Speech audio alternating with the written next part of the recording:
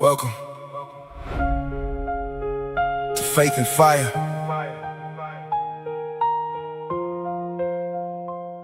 where we get a little closer to our faith. Rickruger, let's light it up. Oh, welcome to Faith and Fire. Come and take it higher, where we get a little closer. Lift our hearts from the fire. Through the struggle and the pain, we won't ever retire. Find your faith in the word, then we turn up the fire. Yeah, faith and fire, yeah, we taking you higher. Truth in every word, let it build that fire. From the trials to the truth, we rise up, inspire. Rickruger bring the message, now we light that fire. Faith, faith, fire. Stay in your faith, keep the fire.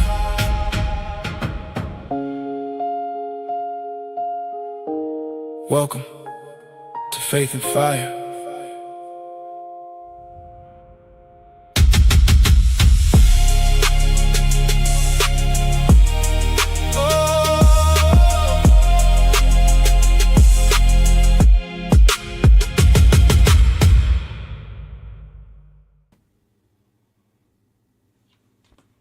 Hey, happy Sunday, everybody. I hope everybody's doing good.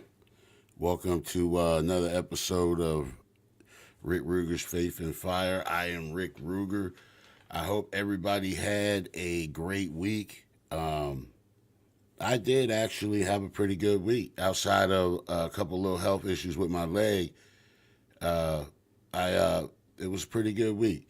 So today we're going to be talking about something that has, I think today we're going to talk about one of the most pondered questions, and I think it was the first most pondered question, and that is, am I my brother's keeper? So that will be the message for today. Now, during the course of this week, I can proudly say that the Rickruger community is its brother's keeper. This week we had a situation where one of our community members needed some donations to not lose their storage unit, which held, a lot of sentimental items throughout that they've accumulated throughout their life, different items that they held dear to them. So we came on here, we asked for donations, and we were able to raise double the amount. We actually had to send money back to people that had donated because we had already achieved our goal. It was pretty incredible, and I am very proud of our community and how it responded in that moment. I come on here, I talk a lot, but it's nice to see action when it's needed. So, am I my brother's keeper? I believe those 5 words have echoed throughout history since the moment that Cain first spoke them to God after killing his own brother Abel. But it wasn't a question that was seeking wisdom. It was a question that was trying to escape responsibility. Like trying to protect his peace. That's the new phrase, but this is a good example of that. Genesis chapter 4 verse 9 says, "Then the Lord said to Cain, 'Where is your brother Abel?' And Cain responded, 'I don't know. Am I my brother's keeper?'"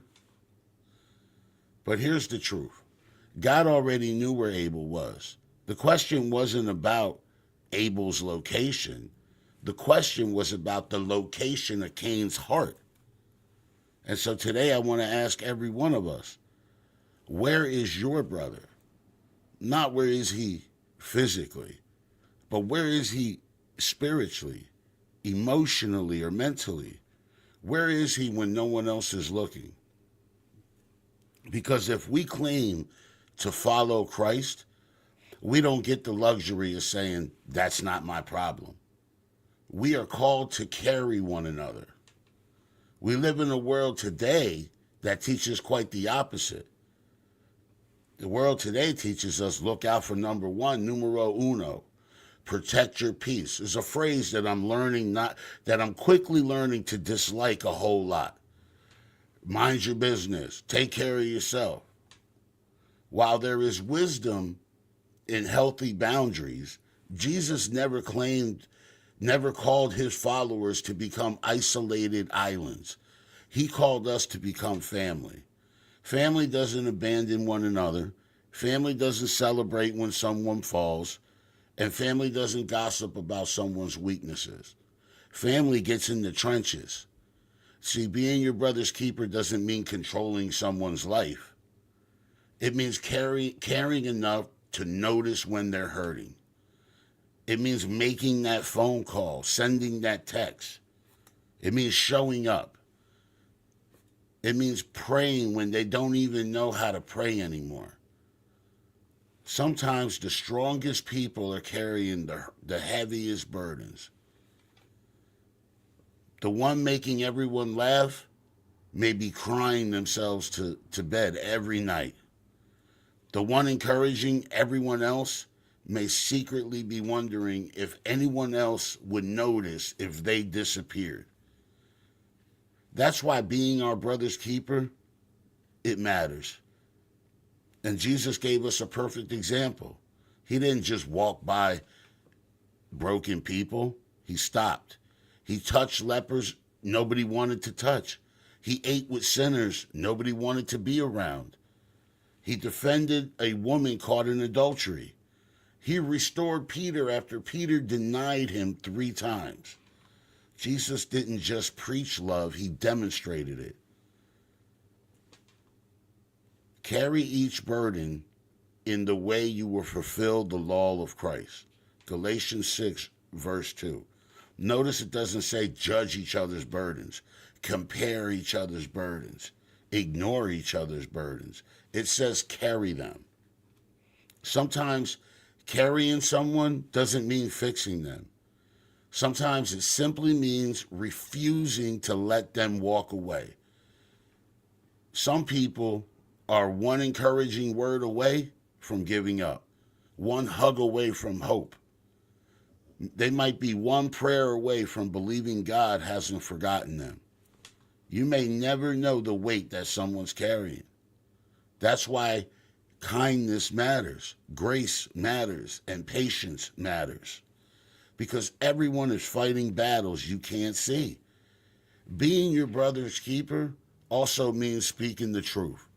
Love is not silence. Love doesn't watch someone destroy themselves and say nothing. Real love warns. Real love corrects. Real love speaks with compassion. Proverbs says, faithful are the wounds of a friend.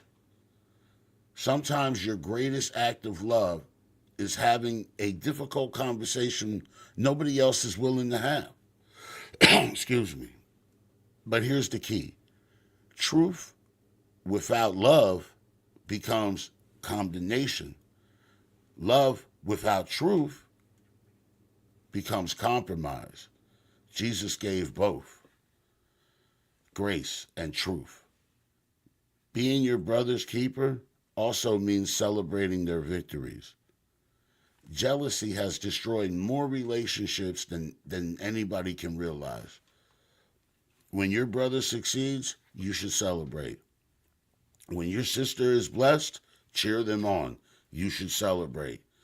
Someone else's blessing does not cancel yours. God has enough grace for everyone.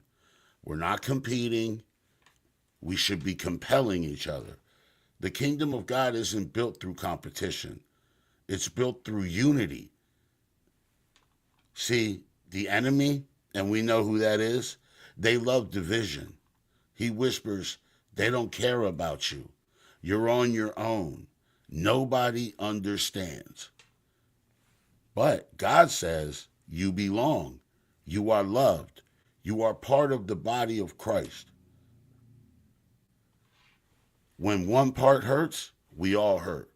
And when one part rejoices, we all rejoice. Being our brother's keeper means refusing to let people fight alone. It means praying for those who hurt us, forgiving those who failed us, lifting up those who have fallen, encouraging those who are weary, and standing beside those who are grieving, because one day you may need someone besides you by your side. None of us are strong all the time. Even Moses needed Aaron and Hur to hold up his arms. Even Elijah became discouraged. David even cried out to God, and Paul needed companions. In this, if the greatest servants of God needed people, so do we. Church was never meant to be a building we attend. It was meant to be a family that we belong to. Now imagine what would happen if every believer truly became their brother's keeper. Loneliness would decrease. Hope would increase. People would stop slipping through the cracks, and broken lives would find healing. Can you imagine if we all became our brother's keepers? Communities would be instantly transformed. The world would see Jesus not through our words, but through our love. Jesus said the world would know we are his disciples by our love for one another. Not by how loud we preach, not by how many scriptures we memorize, and definitely not by our social media posts, but by love. So today, ask yourself, who needs a phone call? Who needs forgiveness? And who needs encouragement? Because it might be as easy as just telling them, I'm here. Because somewhere, someone is praying for the very kindness that God has placed inside you. Don't ignore the opportunity and don't assume someone else will do it. You may be the answer to someone else's prayer. So yes, we are our brother's keeper. Not because we're forced to be, but because Jesus became ours first. He carried our cross. He carried our shame. He carried our sin. He carried us when we couldn't carry ourselves. And because he kept us, we are called to keep one another. May we never answer like Cain did. Instead, may our lives answer with compassion, courage, sacrifice, and love. Because when we become our brother's keeper, we begin to look a whole lot more like Christ. Okay, so let's get into it. We were never meant to do life alone. I want you to think of the strongest people you've ever met, whether it be your parent or a coach, a mentor, I don't know, a teacher. A lot of teachers have inspired me through my life. Think of someone that changed you or inspired you. Chances are they didn't become strong alone. Every successful person has a story filled with people who believed in them. Because in the beginning, someone opened the door for them. Someone gave them good advice. Someone refused to let them quit. Someone saw the potential in them before they were able to see it themselves. None of us got here by ourselves. From the moment we're born, we depend on others. Someone teaches us to walk. Someone else teaches us how to read. Someone teaches us right from wrong. Human beings, from the moment they're born, are wired for connection, not isolation, regardless of what people may say. But when we forget that, communities become weakened and families break apart. That's when loneliness grows and mental health declines. Being your brother's keeper simply means recognizing that none of us succeeded completely alone. Now, a lot of us are fighting, not a lot of us, okay? I'm going to go so far as say all of us are fighting invisible battles. And one of the biggest mistakes we make is assuming we know what someone is going through. We only see the appearance. We rarely see the reality. What we see is a coworker who seems angry, who just may be exhausted. Or we may see a quiet student in school. You may be dealing with a lot of issues and anxiety. Or a successful business owner, right? We see the pinnacle. We see people at the top, and we really don't understand. We see a successful business owner who may be drowning in debt. I say this all the time. How about a comedian? They struggle with depression, so much so. Everyone carries something. Some people carry grief. Other people carry fear and regret. A lot of people carry loneliness, and some people carry a mixture of all of them. Throughout the years, I think that people become experts in hiding their own pain. Lord knows I have become an expert. And I know a lot of people have. We've learned to smile, when we're literally breaking apart inside. And at the end of the day, that's why kindness matters, because you never know when one conversation may stop someone from giving up. One compliment could change someone's entire week. How about one simple question? Hey, how are you doing? That might be exactly what someone's been waiting to hear. Being your brother's keeper begins with paying attention. But what does being your brother's keeper actually look like? Being someone's keeper doesn't mean solving every problem. It means refusing to ignore people. Sometimes it looks like listening, but I mean really listening, not waiting for your turn to talk, listening. Sometimes it means checking in, making a phone call, send that text. Sometimes it means showing up. Other times it means celebrating someone else's success without jealousy. Sometimes it means holding someone accountable because you care about who they can become. Real friendship isn't always comfortable. Real friendship encourages growth. Being your brother's keeper means asking, what can I do to make someone else's burden a little bit lighter today?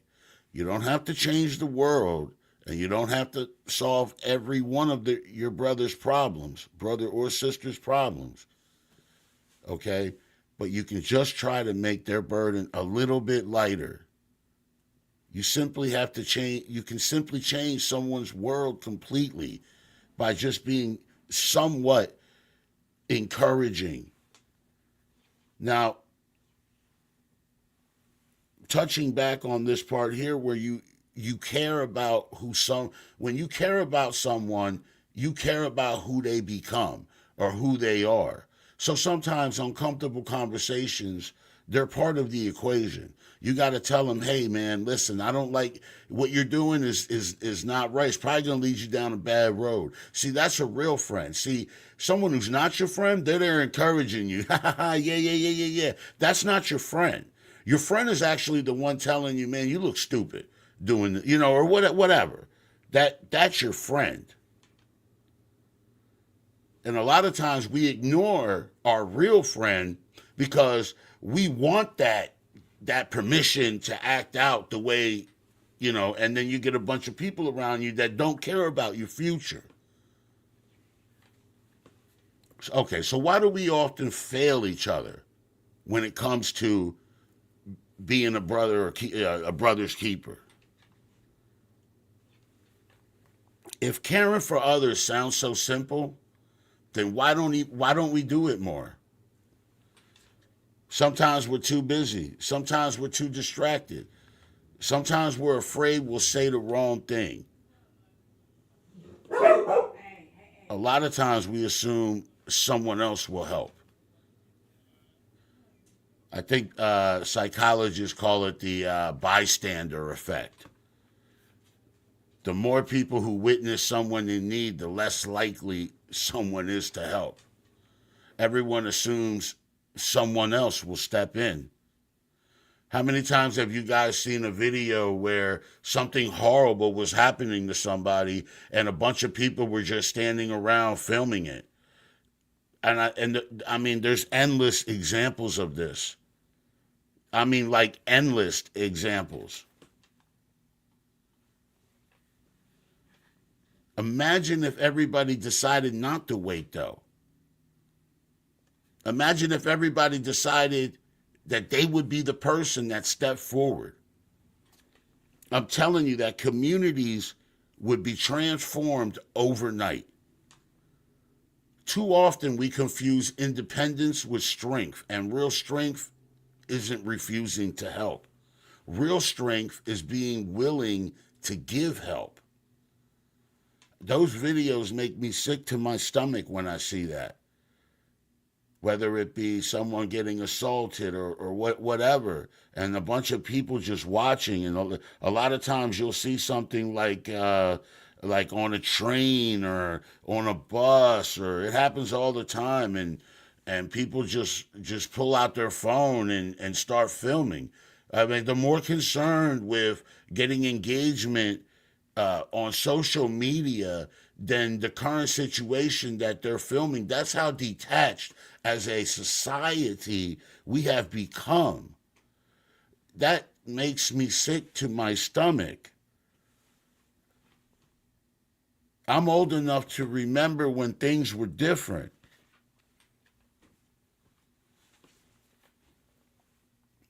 I want you guys to remember that compassion has a ripple effect.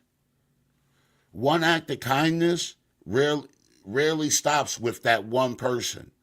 It begins to spread. Someone helps you, you help someone else, that person helps another. One single encouraging conversation can echo for years. Think about the people who influenced your life. Maybe they don't even realize that they had an impact. And see, that's what the beauty of compassion is. You often never see the full effect. The greatest legacy most people leave isn't money. It's literally people. It's lives they have touched. It's hearts they have changed. Some confidence they have inspired. Maybe they help someone restore hope within themselves. Being your brother's keeper ripples. You'll never be able to measure.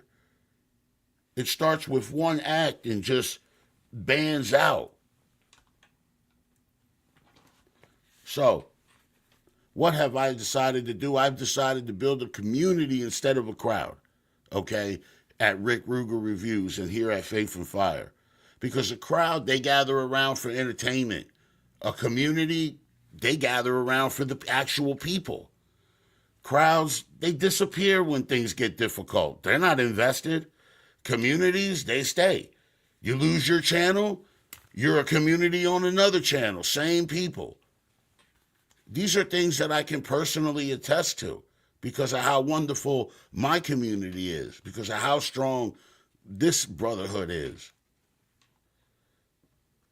Communities celebrate together, communities mourn together, and communities lift each other up. Imagine neighborhoods where everyone knew each other's names. Imagine workplaces where coworkers genuinely cared about you. Imagine online communities where people encouraged instead of attacked. Every great community starts with one decision, and that's I refuse to walk past someone who needs me. That's how real communities become families. And I think that's where we are now at Rickrugerreviews. We had a tag name for different So we started with the originals, which was the first people that started following Rickrugerreviews. Then we started with the second phasers, which was the second group, and then a third group, and a fourth group, and a fifth group, and we had names for every new group of artists that started coming to Rickrugerreviews, and eventually they all stayed. And what happened is that all of those groups literally became one family now that we call the core. Instead of saying, oh, yeah, hey, what's up, second phaser? Oh, what's up, third waver? It's the core now. We literally went from a community to a family. I mean, if you don't believe, just stop by to any one of our lives and you'll see. So I want to leave you with a few questions, okay, as far as this goes. Who do you know that might need encouragement this week? Not this month, this week. Who needs a phone call? Okay? Who needs to hear, I'm proud of you. I can't believe you accomplished that. I believe in you. Okay? This week, who have you overlooked? Maybe someone who's been quietly struggling. Is there someone that you judge maybe too quickly? Maybe someone's been waiting for someone to notice something, finally. Because honestly, what kind of legacy are we trying to leave here? Will people remember your accomplishments, or will people remember how you made them feel? Will they remember what you owned, or how you treated them? At the end of our lives, very few people will remember our schedule, our title, our possessions. But they will remember if you cared, whether you showed up and whether you listened, whether you helped carry the weight of all the struggles, or if you walked by. Being your brother's keeper is not about being perfect. It's only about being present. It's about choosing empathy over indifference, connection over isolation, and service over selfishness. The world doesn't need more people chasing success alone. Trust me. It needs more people willing to reach back and help someone else climb. Because in the end, the strongest communities, the strongest families, and the strongest friendships, they're built by people who live by one simple belief. If you're struggling, you're not struggling alone.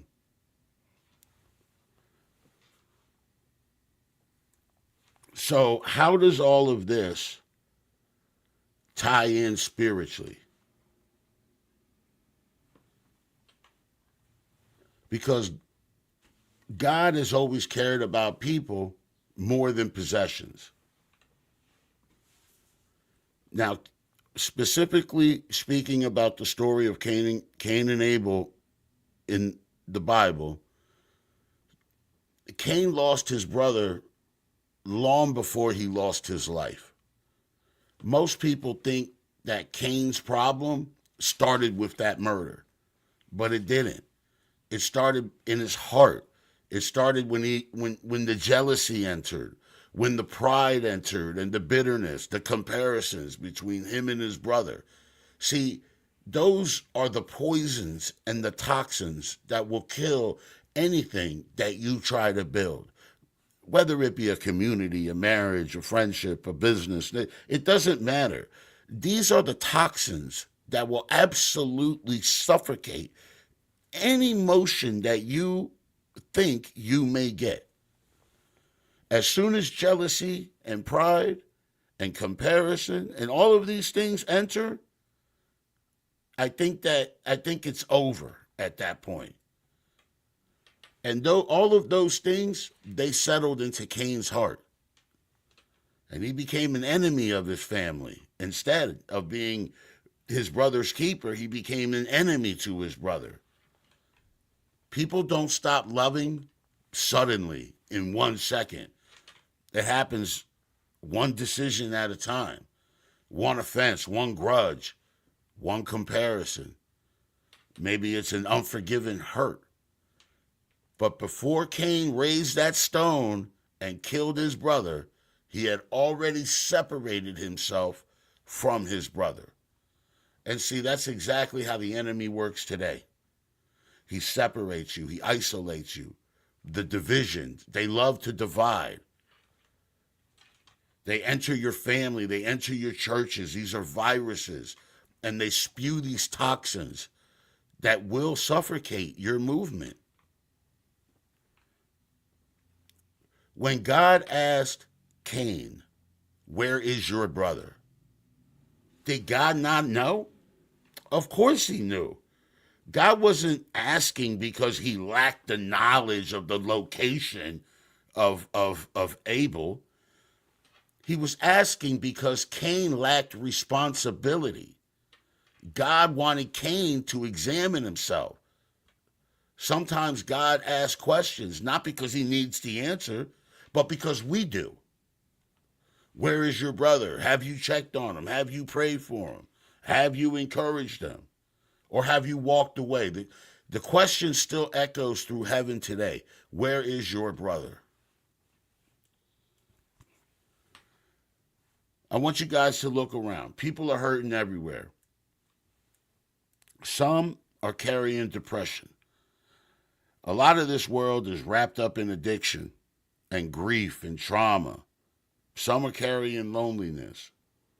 Some are simply publicly, some are smiling publicly while crying privately. Because the greatest battles, like we said, they're not always visible. Some people go to church every Sunday and sing along with every song and go home feeling completely alone and don't know who Jesus Christ is. That's why the church cannot simply become a place we attend. It must become a family we belong to. People shouldn't have to suffer in silence. They shouldn't have to wonder if anyone notices.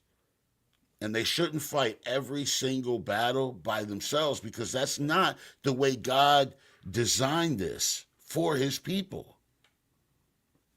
So if you want to know exactly what being a brother's keeper looks like, look no further than just Jesus himself. Because everywhere that Jesus went, he noticed people. He noticed the blind. He noticed Zechariah hiding in the tree. He noticed that woman at the well. He noticed the widow, children, lepers. He noticed sinners. He noticed people that everyone else walked by and ignored. When religion and structured religion walked by these people, Jesus stopped.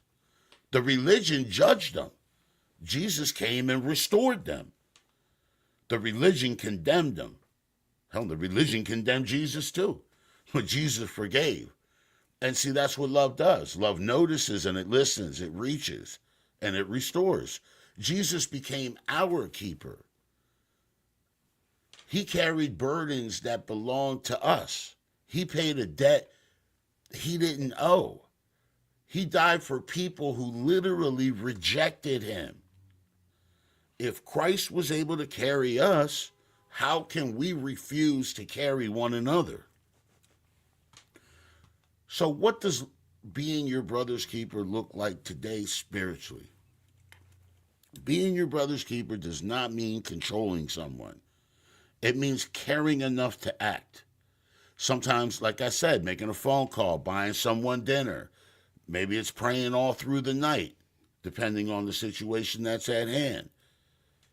Maybe it's telling someone the truth in love, with compassion.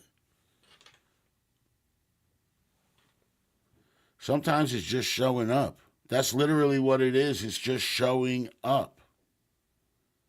People remember who stood beside them during their darkest hours. I know I do.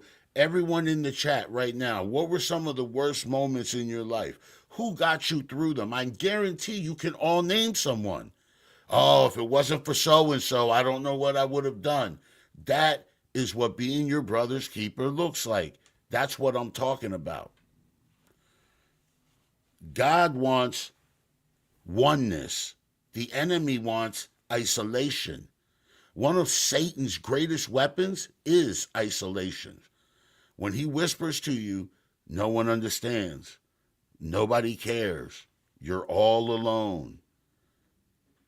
Then he whispers to everyone else, they're fine. They don't need you. Someone else will help. The enemy keeps both sides separated.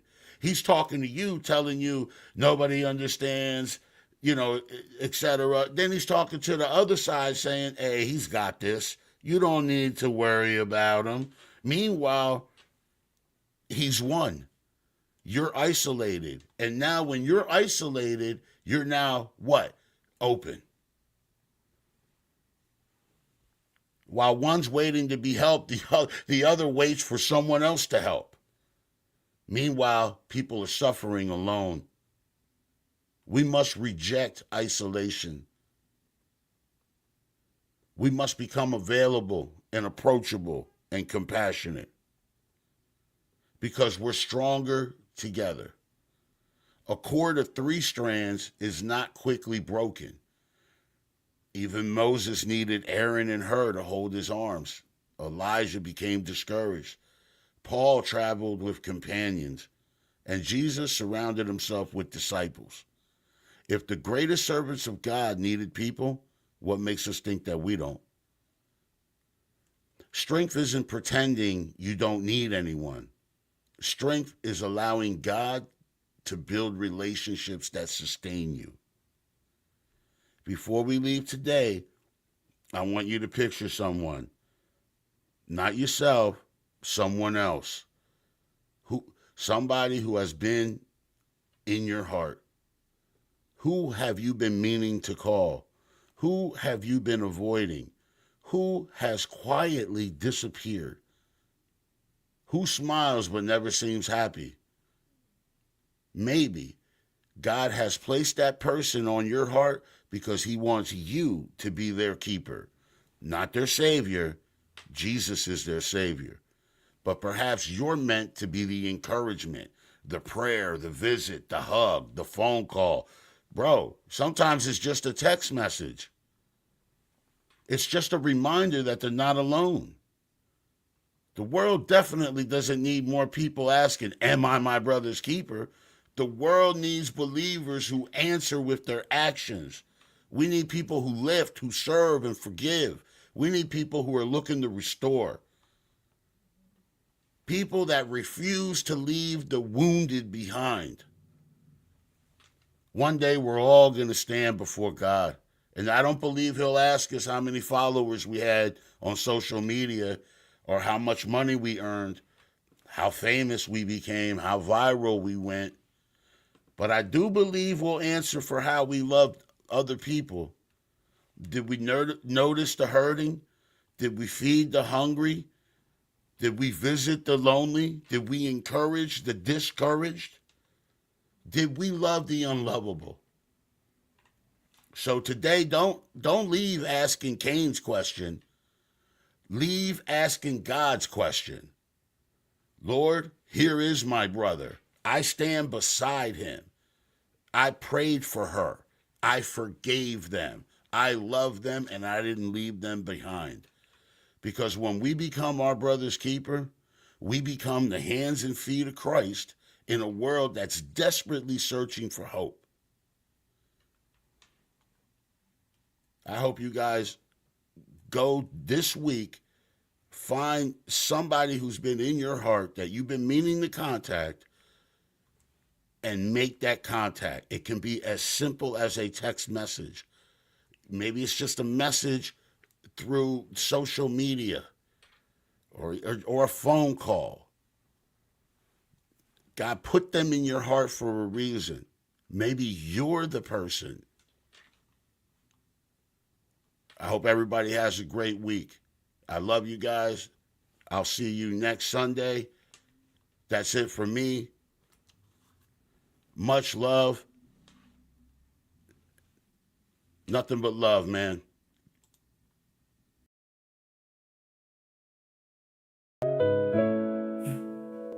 Thanks for rocking with Rickrugerreviews. We broke it down, gave you all the views. What's next? I don't know. It could be, yeah. it could be you. Thanks for rocking with Rickrugerreviews. From the beach to the bars, yeah, we tell the truth. What's next? I don't know. It could be you, stay tuned. Yeah, it could be you. Yeah, we tapped in every track, every lane. From the underground heat to the top of the game. Real talk, no cap, yeah, we keep it the same. If it's fire, we salute. If not, we explain. Built from the passion, not chasing the fame. Every voice got a shot, every artist a name. So if you got that sound, better step in the frame. Next review might be you, we claim. Thanks for rocking with Rickrugerreviews. What's next? I don't know. It could be you.